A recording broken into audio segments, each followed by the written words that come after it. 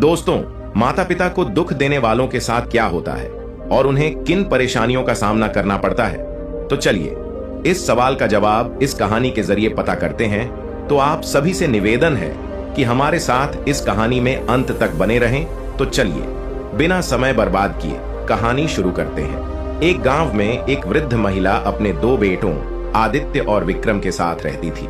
उसका पति पहले ही गुजर चुका था और उनके पास केवल 2 बेटे ही थे। इस प्रकार उनके परिवार में कुल 3 सदस्य थे। उनकी जमीन भी बहुत कम थी। वह अपने बेटों के साथ मिलकर उस छोटी सी जमीन पर काम करती थी। आदित्य और विक्रम बहुत मेहनती थे। उन तीनों का जीवन उस छोटी सी जमीन से चलता था।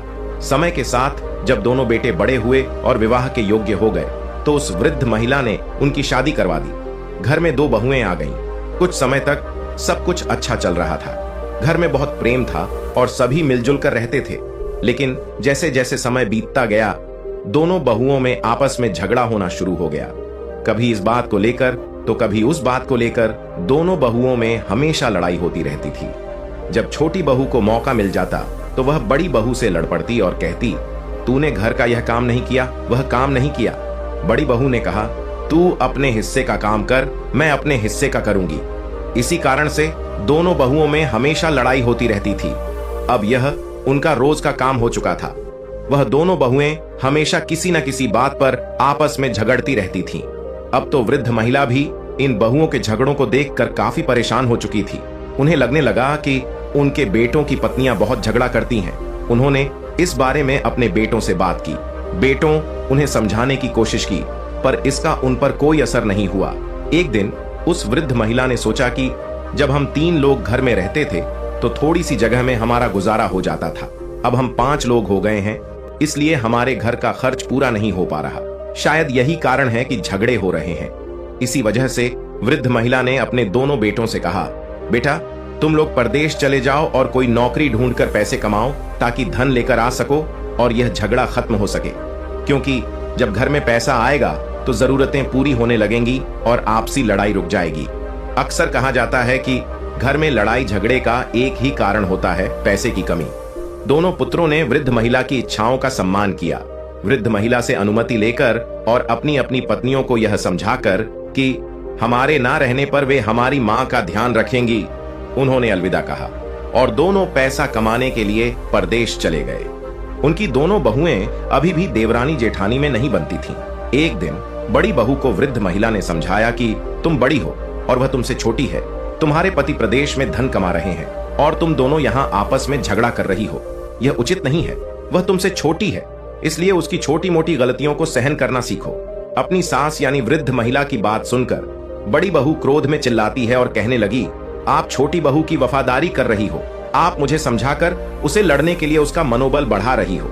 अगर यह बात वह सुन लेगी तो वह और ज्यादा लड़ेगी और ज्यादा उत्पाद करेगी और हमें भी फिर परेशान करेगी। इसका मतलब है कि आप उसे लड़ने का मौका दे रही हैं, उसे कुछ भी नहीं कहती। वृद्ध महिला ने कहा, तुम इतना गुस्सा क्यों हो रही हो? पहले बड़े को समझना चाहिए, उसके बाद छोटे को समझाना चाहिए। मैं तुमको समझा रही हूँ, फिर छोटी को भी समझाऊंगी। वृद्ध महिला की बात सुनकर बड़ी बहू गुस्से में चली गई। अगले दिन फिर लड़ाई होती है तो छोटी बहू के पास जाकर वृद्ध महिला समझाती है और कहती है, देख बहू, वह तुझसे बड़ी है और तू छोटी है, फिर ऐसे क्यों झगड़ते हो? घर में बार बार क्यों लड़ाई करती है? तेरा पति यानी मेरा बेटा तो घर पर नहीं है, वह प्रदेश में पैसे कमाने गया है और तुम यहाँ झगड़ा कर रहे हो। यह ठीक नहीं है। मोहल्ले और पड़ोसियों के लोग देखकर हम पर हंसते हैं, इसलिए घर में शांति से और प्यार से रहो। जब घर में प्रेम होता है तो धन और समृद्धि अपने आप आती है। छोटी बहू ने सोचा कि यह वृद्ध महिला बड़ी बहू का पक्ष ले रही है। छोटी बहू कहने लगी, अरे बुढ़िया, तुम ज्यादा हमें समझाने की कोशिश मत करो, और नहीं तो मैं तुम्हारा भी अपमान कर बैठूंगी। मैं जानती हूँ तू अपनी बड़ी बहू को बहुत चाहती हो और मुझे फूटी आंख से भी नहीं देखती। छोटी बहू को समझाकर वृद्ध महिला भी चली गई और विचार करती है कि इन दोनों की बुद्धि खराब है, ये मानेगी नहीं। इन्हें समझाओ तो ये उल्टा मुझसे ही सवाल करती है, मुझसे लड़ने की बात करती है। फिर वृद्ध महिला ने विचार किया, इससे तो अच्छा यही है कि अपनी इज्जत यदि बचानी है तो इन्हें समझाना बंद करना होगा। कहते हैं, जहां पर अपनी बात की कोई अहमियत ना हो वहां बोलने से अच्छा है चुप रहना चाहिए। यदि आप वहां बोलने जाएंगे तो आप उनके दुश्मन बन जाएंगे। वृद्ध महिला सोचने लगी कि मेरी बात किसी को पसंद नहीं आ रही है, उल्टा यह दोनों मुझ पर हावी हो जाती हैं। अगर किसी दिन हाथ उठा दिया, यदि यह दोनों कभी मुझे मारने लगीं, तो मैं अपना मुंह दिखाने लायक नहीं रहूंगी। इसलिए उन्हें समझाना मेरे लिए मुश्किल है। अब वह दोनों बहुएं अपनी सास यानी बुढ़िया से बहुत घृणा करने लगती हैं। कोई भी उनसे खाने के बारे में नहीं पूछती। बुढ़िया को खुद ही रसोई में जाकर खाना लेना पड़ता है। वह बुढ़िया से इतनी नफरत करने लगीं कि दोनों बहुएं बुढ़िया को अपने घर में रखना नहीं चाहती थीं। वे सोचती थीं कि काश यह बुढ़िया घर से निकल जाए या मर जाए, लेकिन उन्हें ऐसा कोई बहाना नहीं मिल पा रहा था जिससे वे बुढ़िया को घर से बाहर निकाल सके। अगला दिन होता है तो उन्होंने अपनी लड़ाई फिर शुरू कर दी। तब वृद्ध महिला ने एक कट्टा उठाया और घास काटने के लिए जंगल में चली गई और शाम को लौट कर आई। तब तक उन दोनों की लड़ाई खत्म हो चुकी थी। इसी तरह से जब अगला दिन होता है, उनकी लड़ाई शुरू हो जाती है तो बुढ़िया अपना कट्टा उठाती है और घास काटने के लिए जंगल की ओर निकल जाती है। जब वह वृद्ध महिला जंगल में घास काट रही थी, तभी उसके पास एक विशाल सर्प वहां पर आ गया। विशाल सर्प को देखकर वृद्ध महिला भय से कांपने लगी। उसे लगा कि आज उसकी जान नहीं बचेगी और सर्प उसे निश्चित रूप से खा जाएगा। भय से कांपती वृद्ध महिला को देखकर सांप ने मनुष्य की भाषा में बोलना शुरू किया और कहा, माता, तुम डरो मत, मैं तुम्हें कोई हानि नहीं पहुंचाऊंगा। मैं यहाँ तुमसे अपना दुख बताने आया हूँ, क्योंकि मैं बहुत परेशान और दुखी हूँ। सर्प के मनुष्य की भाषा में बोलने पर वृद्ध महिला के दिल को कुछ शांति मिली। उसने एक गहरी सांस ली और सोचा कि सर्प मनुष्य की आवाज में बोल रहा है। फिर वृद्ध महिला ने पूछा, हे नागराज, बताइए आपको क्या परेशानी है? तब सर्प कहने लगा, हे माता, कई दिनों से मैं भूखा हूँ, मुझे खाने के लिए कुछ नहीं मिल रहा। यदि आप मुझे कुछ खाने को दे दो तो मेरे प्राण बच जाएंगे। मैं बिल्कुल मरने की कगार पर पहुंच चुका हूँ, क्योंकि मैं जिस आश्रम पर रहता था, उस आश्रम के जो आर्षी थे, अब उनका देहांत हो चुका है। वे एक गाय पालते थे। उस गाय का दूध मुझे पिलाते थे और स्वयं भी पीते थे। उसी से मैं जीवित था। लेकिन हमारा पालन करने वाले, मुझको दूध पिलाने वाले, हमारे जो आर्षी थे, वह अब इस दुनिया को छोड़कर चले गए। यदि आप मेरे लिए कहीं से भी दूध ला सके तो यह आपकी बड़ी कृपा होगी। हमारी जान को बचा लीजिए और यदि थोड़ा दूध मिल जाए तो हमें पिला दीजिए। जब वृद्ध महिला ने यह सुना तो नागराज के दुख को सुनकर बुढ़िया की आंखों में आंसू आ गए। उसने कहा, हे नागराज, आप चिंता ना करें, आज मैं आपको दूध अवश्य पिलाऊंगी। आप यहीं पर रुको, मैं आपके लिए दूध लेकर आती हूँ। वह बुढ़िया नाग से बात करने के बाद घर लौट गई। जैसा कि रोज होता है, दो बहुएं देवरानी और जेठानी आपस में झगड़ रही थी। इस बीच बुढ़िया सोचने लगी कि किसके घर से दूध लेकर जाऊं। अगर वह बड़ी वाली के घर से दूध ले जाती है और उसे पता चल जाता है तो वह उससे झगड़ने लगेगी, और अगर छोटी वाली के घर से दूध ले जाती है और उसे पता चल जाता है तो वह भी उससे झगड़ने लगेगी। आखिरकार उसने सोचा कि वह एक दिन बड़ी वाली के घर से और दूसरे दिन छोटी वाली के घर से दूध लेकर जाएगी। इस तरह उन्हें पता भी नहीं चलेगा और मैं नाग को दूध पिला दिया करूंगी। वृद्ध महिला ने वैसा ही किया। बड़ी वाली के घर से उसने थोड़ा सा दूध लिया और दूध को लेकर कट्टे में छुपाकर घास लेने के लिए जंगल में चली गई। तब तक वह नाग भी वहां आ गया। उसने कहा, हे माता, मेरे लिए कुछ दूध लेकर आई हो? बुढ़िया ने कहा, हाँ नागराज, मैं आपके लिए दूध लेकर आई हूँ। उस बुढ़िया ने तुरंत वह दूध नाग के आगे रख दिया। जब नाग ने दूध पी लिया तब उसे शांति मिली। तब नाग ने कहा, हे माता, आपने आज हमारी जान बचा ली। आपने मेरे ऊपर बहुत बड़ा उपकार किया है। मैं आपकी मदद को जीवन भर नहीं भूलूंगा। बुढ़िया ने कहा, हे नागराज, मैं आपसे एक और प्रश्न करना चाहती हूँ। उस समय मैं डर के कारण आपसे पूछ नहीं पाई थी, लेकिन अब मैं आपसे पूछना चाहती हूँ कि आप एक सर्प होते हुए भी मनुष्य की भांति कैसे बोल पा रहे हैं? क्या आप वास्तव में नागदेव हैं या कोई और हैं? तब सर्प ने उत्तर दिया, हे माता, मैं एक श्राप के कारण नाग बन गया हूँ। मैं एक राजा के घर नाग रूप में जन्मा था और मेरे पिता ने मुझे नाग समझकर जंगल में छोड़ दिया था। मेरा श्राप केवल 20 वर्षों का है। मेरी मुक्ति अब ज्यादा दूर नहीं है। 1 वर्ष के बाद मुझे मेरा मनुष्य शरीर वापस मिल जाएगा।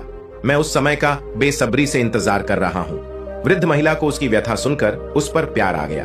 फिर वह रोजाना अपनी बहू के घर से दूध छुपते छुपाते लाने लगी और नाग को पिलाने लगी। एक दिन वह दूध बड़ी बहू के घर से लाती तो दूसरे दिन छोटी बहू के घर से। इस प्रकार वह रोज नाग को दूध पिलाने लगी। नाग भी हर रोज उस स्थान पर आता और वृद्ध महिला के हाथों से दूध पीकर बहुत प्रसन्न होता। नागराज को ऐसा लगता जैसे उन्हें अपनी असली मां मिल गई हो। फिर एक दिन क्या हुआ कि उस वृद्ध महिला के घर में बहू ने देखा कि उनका दूध रोजाना कम हो रहा है। उन दोनों बहुओं ने आपस में चर्चा की और एक दूसरे से कहा, कोई हमारा दूध चुरा लेता है। हमारा दूध कैसे कम हो जाता है? हर तीसरे दिन हमारा दूध कम हो जाता है। बड़ी बहू ने भी कहा, हमारा भी हर तीसरे दिन दूध कम हो जाता है। हमारे दूध को कोई चुरा लेता है, लेकिन दूध चुराने के लिए हमारे घर में कौन आएगा? फिर उन्होंने विचार किया कि केवल बुढ़िया ही रसोई के अंदर जाती है और तो कोई आता जाता नहीं। फिर हमारे दूध को भला कौन चुरा सकता है? पड़ोसी हमारे घर में आते नहीं है। तब छोटी बहू ने कहा, दीदी, तुम्हारा चोर और मेरा चोर एक ही है, चलिए हम उसे छुपकर देखते हैं। अगला दिन होता है। वृद्ध महिला रोज की तरह बड़ी वाली के घर में जाती है और रसोई में घुस जाती है। वे दोनों छुपकर देख रही थीं। वृद्ध महिला ने बड़ी वाली के घर से दूध लिया और अपने पल्लू में छुपाया और घास कटाने के बहाने जंगल को चली गई। इधर बुढ़िया को दूध ले जाते हुए उन दोनों ने देख लिया। तब छोटी बहू ने कहा, चलिए देखते हैं, ये बुढ़िया दूध लेकर जंगल में कहां जाती है और किसे पिलाती है? खुद पीती है या किसी और को पिलाती है? वृद्ध महिला जंगल में चली जा रही थी। उसके पीछे पीछे दोनों बहुएं चुपके से छिपते हुए उसे देखने के लिए आगे बढ़ती जा रही थीं। वृद्ध महिला उस स्थान पर पहुंची जहां वह प्रतिदिन घास काटा करती थी और जहां वह नागराज को अक्सर दूध पिलाया करती थी। इस बीच दोनों बहुएं दूर से छुपकर देख रही थीं। बुढ़िया के पास एक विशाल और भयानक सर्प आया और बुढ़िया उसे दूध पिलाने लगी। सर्प दूध पीने लगा। जब बहू ने देखा कि बुढ़िया उस खतरनाक सर्प को दूध पिला रही है और वह सर्प तो बहुत ही बड़ा था, ऐसा सर्प उन्होंने कभी नहीं देखा था। सर्प को दूध पीते देखकर वे दोनों घबरा गए। डर के मारे वे दोनों एक पेड़ के पीछे छिप गए। उन्होंने कहा, लगता है यह सर्प कोई दैत्य है और यह बुढ़िया भी कोई चुड़ैल लगती है, बल्कि हमारी सासू मां नहीं लगती है। कहीं ऐसा ना हो कि यह बुढ़िया हमें और हमारे बच्चों को भी खा जाए। हम आज इसे घर में नहीं घुसने देंगे। उन दोनों बहुओं को बहाना मिल चुका था बुढ़िया मां को घर से बाहर निकालने के लिए। ऐसा निर्णय लेने के बाद वे दोनों बहुएं अपने घर चली आईं। इधर बुढ़िया नागराज को दूध पिलाती है और घास लेकर अपने घर की ओर चल देती है। घर पर पहुंची तो देखा कि घर का द्वार बंद था और दोनों बहुएं डंडा लेकर बाहर खड़ी थीं। बुढ़िया ने सोचा कि आखिर में क्या मांजरा है, इन दोनों का यह कैसा रूप है, यह हाथ में लाठी क्यों पकड़े हुए हैं? इस पर बुढ़िया ने पूछा, तुम दोनों ऐसे क्यों खड़ी हो? तो दोनों ने एक साथ जवाब दिया, अरे बुढ़िया, तू तो एक चुड़ैल है, एक दिन तू हमें खा जाएगी, हमारे बच्चों को भी मार डालेगी। बुढ़िया ने कहा, अरे बहू, क्या तुम पागल हो गई हो? मैं तुम्हारी सास हूं, कोई डायन नहीं जो तुम्हारे बच्चों को खा जाऊंगी। अरे तुम्हारे बच्चे तो मेरे पोता पोती हैं, जो मुझे मेरे बेटों से भी ज्यादा प्यारे हैं, और तुम ऐसी क्या बातें कर रही हो? तब वह दोनों बहुएं कहने लगी, अरे बुढ़िया, हमें पागल मत बनाओ, हमने तुम्हें देख लिया है। तू एक खतरनाक सर्प को दूध पिलाती हो, हमारे घर से चोरी करके दूध ले जाती हो और उस सर्प को पिलाती हो। वह सर्प कोई राक्षस है और तू उसके साथ में कोई चुड़ैल या डायन है। अब हम तेरा विश्वास बिल्कुल नहीं करेंगे। आज के बाद तुम्हारे लिए इस घर में कोई जगह नहीं है। तुम्हें इस घर में हम घुसने नहीं देंगे, और ज्यादा जबरदस्ती की तो यहाँ से फिर जिंदा बचकर नहीं जाओगी। इसीलिए अच्छा यही है कि तू यहाँ से सीधे वापस चली जा। आज से तेरा हमसे कोई संबंध नहीं। बुढ़िया ने दोनों बहुओं को बहुत समझाया। फिर बुढ़िया कहने लगी, तुम लोग जो सोच रही हो ऐसा कुछ भी नहीं है। ये मेरा घर है और मुझे अंदर आने दो। अब परिणाम यह हुआ कि दोनों बहुओं ने उस बुढ़िया को घर में घुसने ही नहीं दिया। बुढ़िया ने जबरदस्ती की तो एक डंडा बुढ़िया को मार दिया और उसे धक्के मारकर घर से बाहर निकाल दिया। रात का समय था और अंधेरा हो चुका था। बुढ़िया अपनी बहू से रोते हुए कहने लगी, मैं इस रात में कहां जाऊंगी? उसकी बहू ने उत्तर दिया, हमें तुमसे कोई मतलब नहीं है, चाहे तुम कहीं भी जाकर मरो। इसके बाद दोनों बहुओं घर में चली गई। बुढ़िया वहीं पर रोती रही। फिर उसने सोचा, रोने से अब क्या लाभ होगा, वे दोनों दरवाजा नहीं खोलेंगी। उसने तय किया कि उसे कहीं और शरण ढूंढनी चाहिए। इसलिए वह रात में ही उस स्थान पर गई जहां वह आम तौर पर घास काटा करती थी और उस नाग का इंतजार करने लगी जिसे वह दूध पिलाया करती थी। हालांकि रात को नागराज कहीं नजर नहीं आए, क्योंकि उनका आना दिन के समय ही होता था। वहां एक विशाल बरगद का पेड़ था जिसके पास वह बुढ़िया लेट गई। रात भर वह बरगद के पेड़ के पास बैठी रही और सुबह का इंतजार करती रही। जैसे ही सूरज उगा वह नाग वहां पहुंच गया। जब नागराज वहां आए उस समय वह बूढ़ी महिला दिखाई नहीं दी। वह इधर उधर देखता रहा, लेकिन जल्द ही उसकी नजर पड़ी कि बरगद के पेड़ के पास वहां वह बुढ़िया रो रही है। नागराज तुरंत वहां पहुंचा और पूछा, माता, आपको क्या हुआ है? आप क्यों परेशान हो? आप क्यों रो रही हो? बूढ़ी औरत रोते हुए बोली, हे नागराज, मेरी बहू ने मुझे घर से निकाल दिया है। मैं तुम्हारे लिए दूध लाया करती थी। वह दूध मैं अपनी बहू से छुपा कर लाती थी, लेकिन उन्होंने देख लिया आपको दूध पिलाते हुए, और वह कहती है कि मैं चुड़ैल हूं।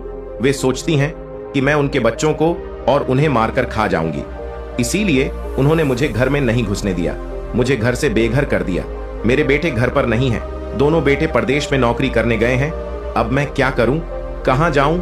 नागराज को बुढ़िया ने सारी बात बताई। तब नागराज कहते हैं, माता आप घबराओ नहीं और मुझे ही अपना बेटा समझो, आज से मैं आपका बेटा हूं। नागराज की बात सुनकर बुढ़िया बड़ी प्रसन्न हो जाती है। फिर नागराज कहता है, आप घबराइए नहीं, आप हमारे साथ आइए। इसके पश्चात वह नागराज बुढ़िया माता को साथ लेकर घने वन में जाता है। आगे आगे नाग चलता है और उसके पीछे वृद्ध माता। वे एक विकराल जंगल में पहुंचते हैं, जहां नाग बुढ़िया माता को लेकर आता है। वहां वह आश्रम में दूध पीने जाता था।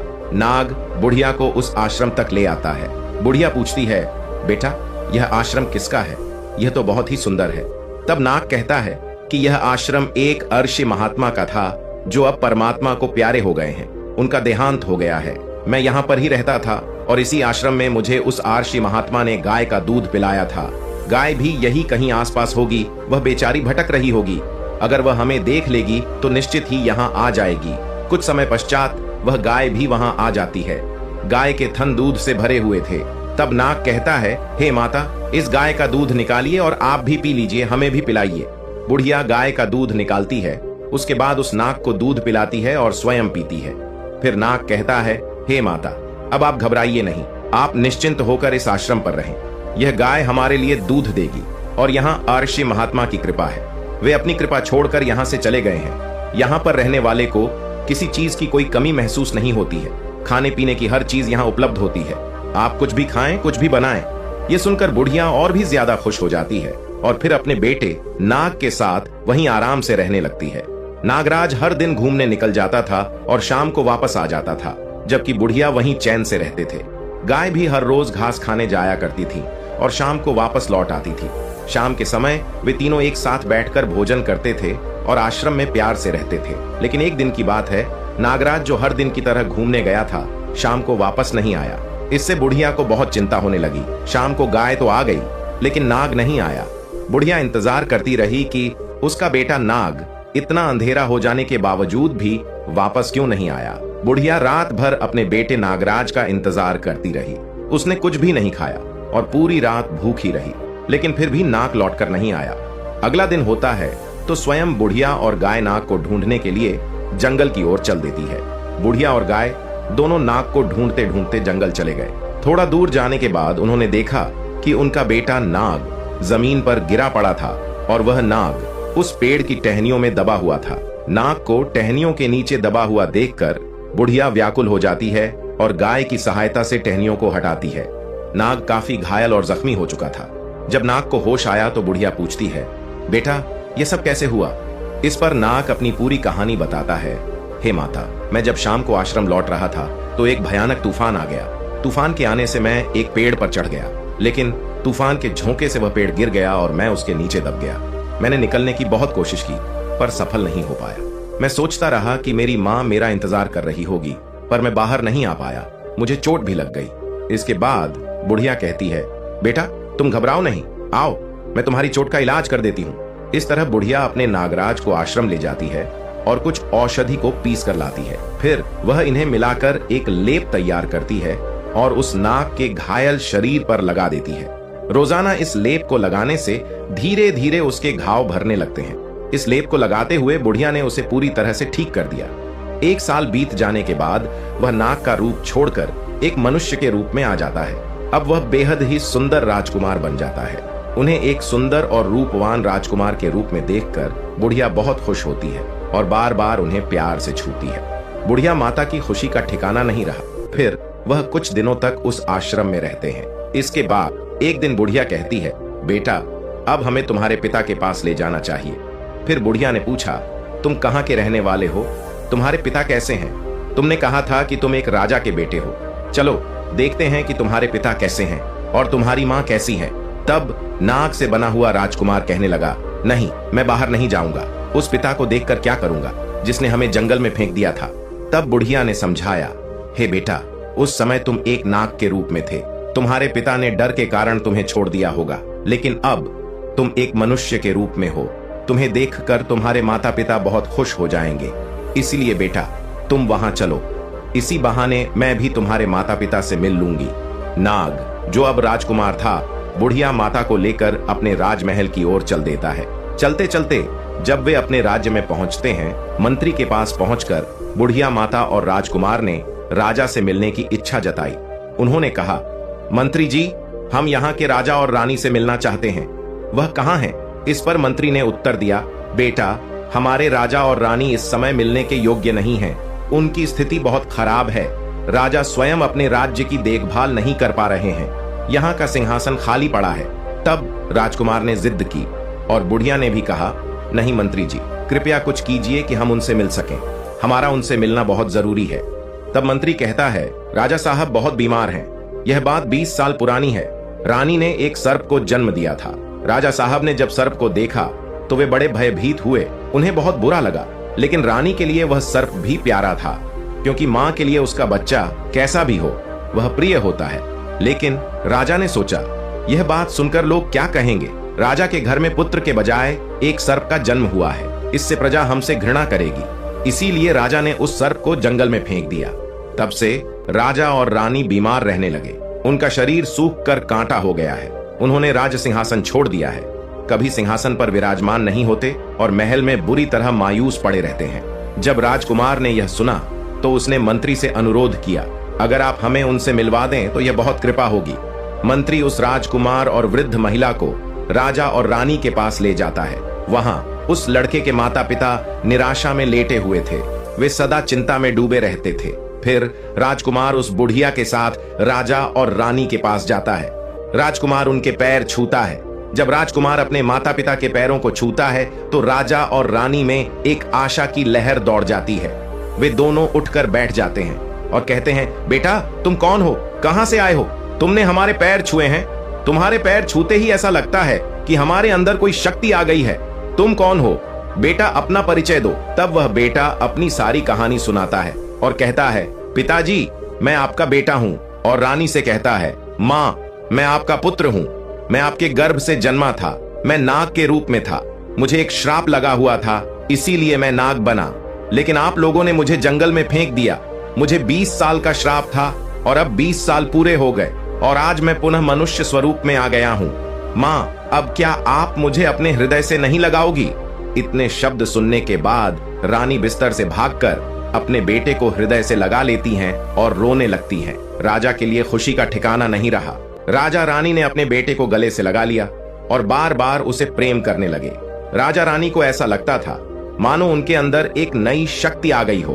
फिर राजा ने सभी प्रजा को संबोधित किया, हमारा बेटा आ गया है। प्रजा भी बहुत खुश हुई। राजा ने यह सूचना दी कि कल से राजकुमार राजगद्दी पर बैठेगा।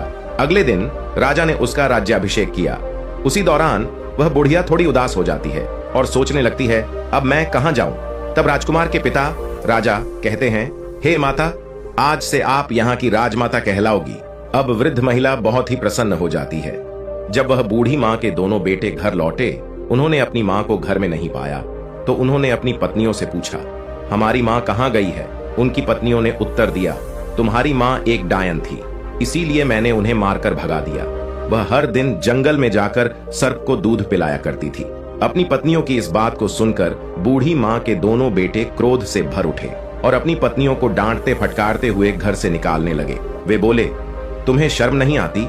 हमारी माँ को चुड़ैल और डायन कह रही हो। हमारी माँ कहाँ है? जल्दी बताओ, नहीं तो तुम्हें छोड़ेंगे नहीं। लेकिन उन बहुओं को असल में नहीं पता था कि बूढ़ी माँ इस समय कहाँ है। अब तो उनके पति रोजाना उन्हें डांटते फटकारते थे, उन्हें मारते पीटते थे। धीरे धीरे उनकी हालत खराब हो गई, क्योंकि न तो उन्हें चैन से भोजन मिल रहा था और न ही कोई सम्मान। कुछ दिन बाद उस वृद्ध महिला के बेटे का एक मित्र आता है और बताता है, तुम्हारी माँ एक राज्य की राजमाता है। फिर दोनों बेटों को यह सुनकर बहुत आनंद आता है। इसके बाद वे राज दरबार में जाते हैं और राजा की सहायता से अपनी वृद्ध माँ राजमाता से मिलते हैं। वे उनसे कहते हैं, माँ, अब आप घर चलिए, हम आपको लेने आए हैं।